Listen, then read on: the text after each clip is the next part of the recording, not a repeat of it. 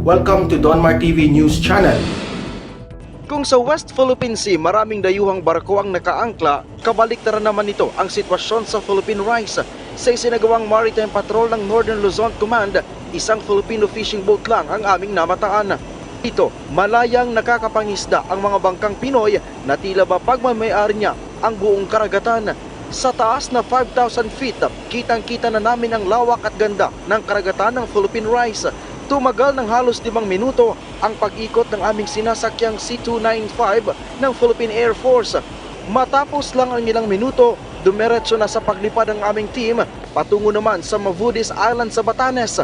Ilang minuto rin itong inikutan ng aming sinasakyang C-295 pero wala kaming namataan na barko kundi ang makapigil hiningang ganda lamang nito. Sa Batanes at Babuyan Group of Island, meron na umanong nasa 13 sovereign markers bilang tanda na ito ay sakop ng teritoryo ng Pilipinas.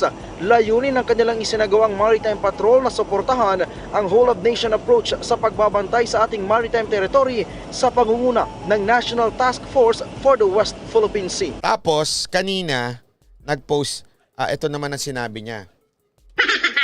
No travel ban for now as India variant not yet one of concern.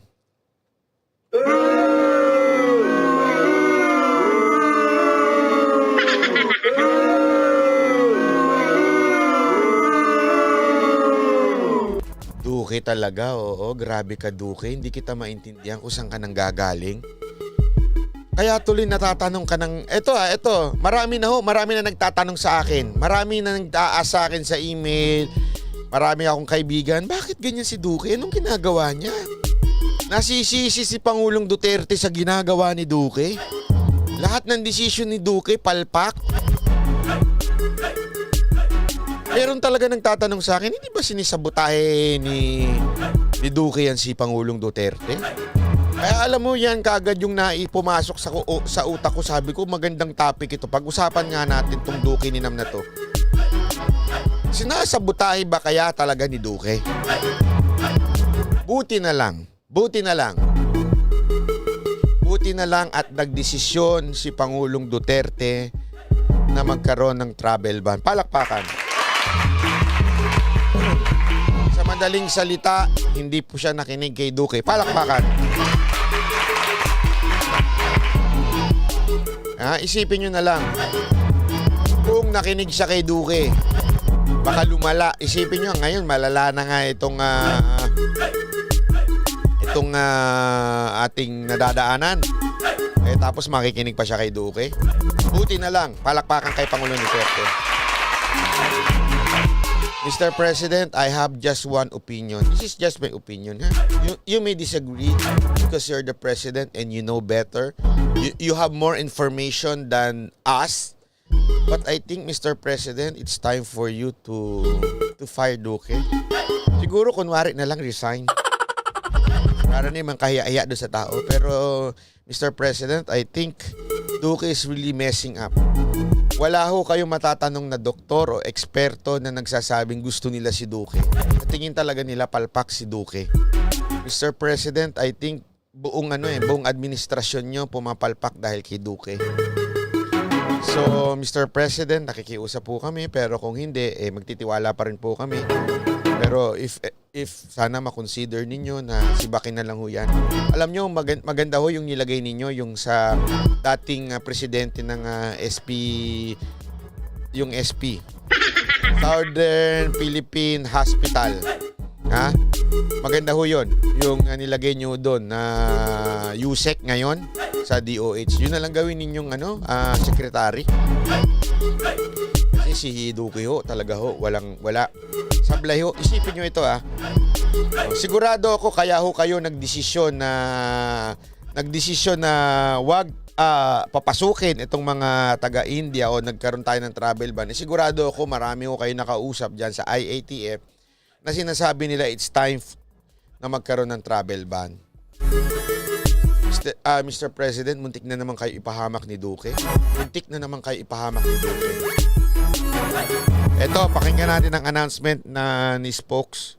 Nakarating na sa... Ay, mali. Hindi pala yan. Sorry, pasensya nyo na. Ay, nawala. Anyari, asan na yun? Ay, nawala. Wala na. Ano ba yun? Wala. Ay, ito. Ang importante pong anunsyo, no?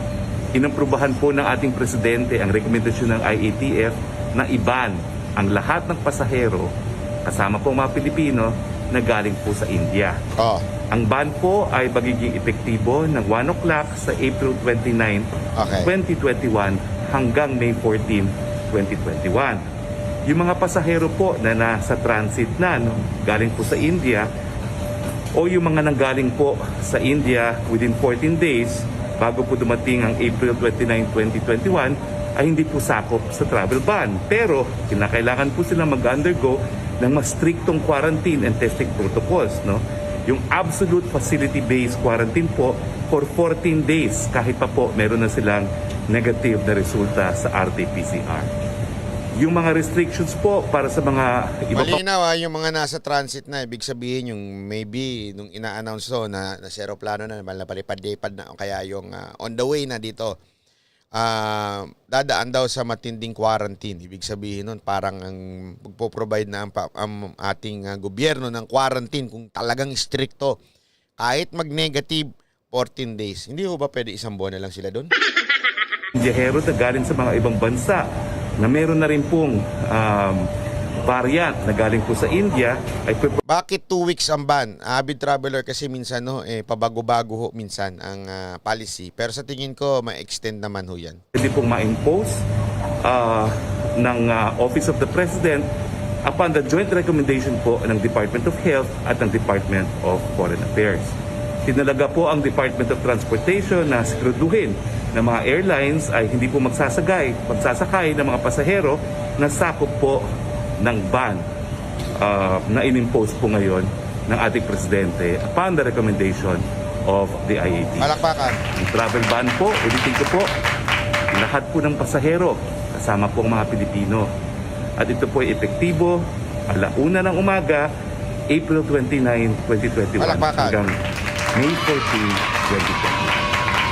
2021. Ay nako, salamat to at buti naman at hindi nakinig ang ating Pangulo kay Duque. Kung hindi, isipin nyo na lang ito. What if nangyari na pinapapasok pa rin? Isipin nyo, sabi ko nga, yung mga nagbabalak na kasuhan si Duque, pwede nyo ba ituloy? Sa totoo lang, sa tingin ko, medyo na siya, meron na siyang sagutin dito. Isipin mo, muntik tayo mapahamak at pinapasok itong mga taga-India dahil dito kay Duque. Duque should be out talaga.